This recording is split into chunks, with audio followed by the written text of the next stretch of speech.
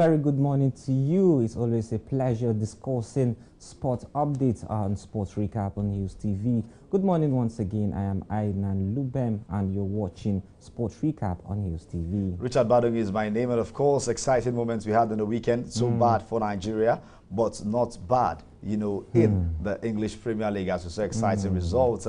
But still, I will have to say good morning from top of the table.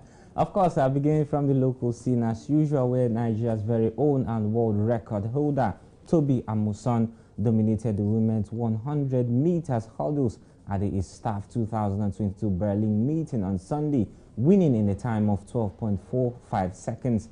The meet is part of the World Athletics Continental Tour Silver Level Series.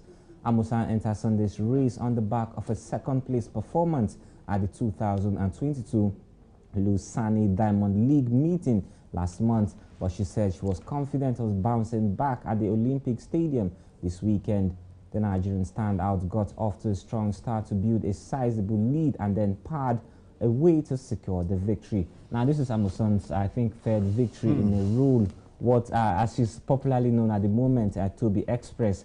How will you react to her winnings? I think a fantastic one for me. Amusan has actually been a great player, a great athlete. Won the world title in Oregon in July, you know, with the fastest time in any conditions at 12.06 seconds, as after running 12.12 seconds, you know, to set the current world record in the semi-final.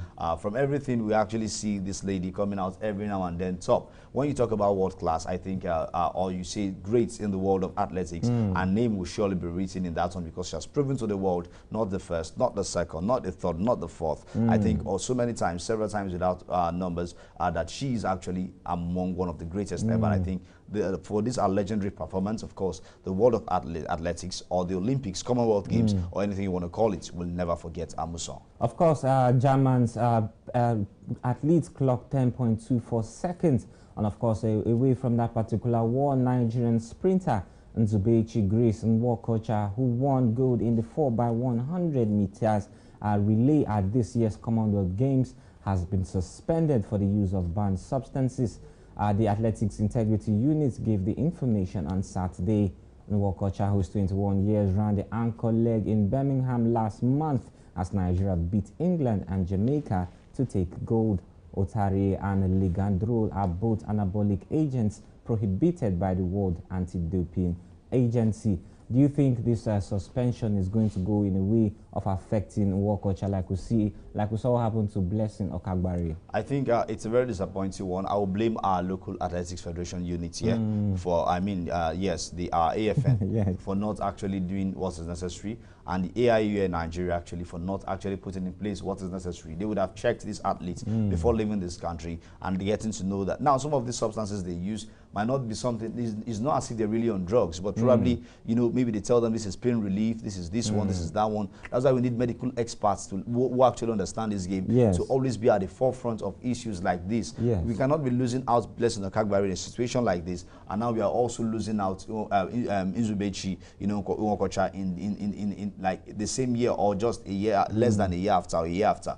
You know, it's so sad. It's just so sad. I just wish we can, you know, boost our medical team, you know, for these athletes to understand, for these athletes to get the right treatment, because it can't continue this way. For how long are we going to? Why is it Nigeria? Why not other nations? You know, continue asking yourself these questions, then you get to understand that at some point we are not actually there yet. We're only getting there. We can see the breakthrough we're having from the likes of Toby Amusan and other athletes. So what do you expect from a nation definitely that is expected to be in the world map? We expect greatness, but we're not seeing that mostly, you know, with all these bans and suspensions coming on. All right, away from athletics now to football, where Nigeria, South Africa are set to miss the 2022 CHAN. Yes, Nigeria and South Africa will be notable absentees from the African Nations Championship after qualifying for the 2022 finals in Algeria, concluded on Sunday.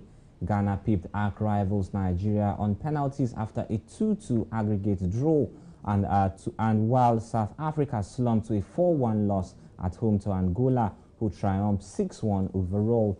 Leading nations who will be at the 7th edition of the tournament reserved for home-based stars include Senegal, title holders Morocco, Cameroon and the Ivory Coast. Trailing 2-0 after the first leg, Nigeria staged a late rally in Abuja to win the return match 2-0, 3 goals from Zukufilu, Rabiu, and Chijoke Akudetu from an added time penalty. And of course, we saw the Super Eagles, the B team, bowing out of the CHAN competitions. Yeah, it's so sad that we have to see the men national team, the Super Eagles, not to be in the CHAN tournament next year. This is a team that have actually gone up to the finals, lost to Morocco by 4 goals to 0. We expected them, to be there next year and bring out great impact, but it will not be possible. Now, for the game that happened, I actually saw up to the 66 minutes. You and I saw the game, and there was no goal. The first goal came in around 70-something minutes, and that was when Zukifulu actually brought in the goal before Akunetu brought the team back to level times.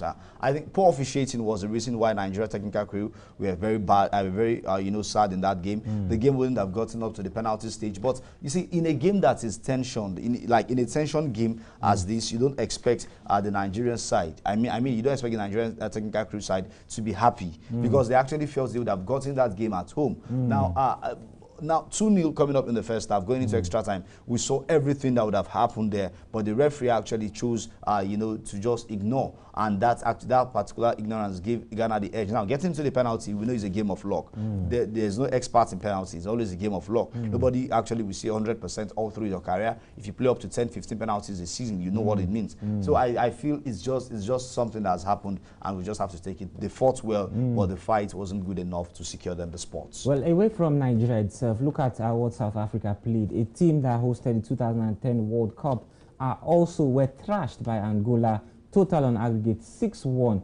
That's a very, very shocking result. How will you react to the Angolan side defeating South Africa? I'm surprised because South Africa possesses one of the best leagues in Africa. So, honestly, yeah, one of the best leagues in Africa. So, seeing South Africa lose by 6 goals to 1 to Angola, we have to go back and check what the Angola has in their league. That's maybe we are not seeing, because this is coming together of home-based players. I think the coach has to be checked, if not sacked, because for a team like South Africa, that was a poor result.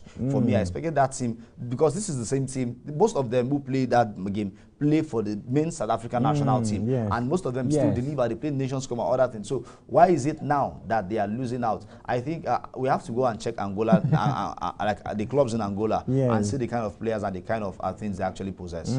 All right, away from that particular war now to the Super Falcons, who suffered a 4-0 defeat to world champions the USA in a friendly match played at the Children's Mercy Park in Kansas City on Saturday. The game was the first for the Falcons since they finished 4th at the 2022 Women's Africa Cup of Nations in Morocco in July. The loss was their heaviest defeat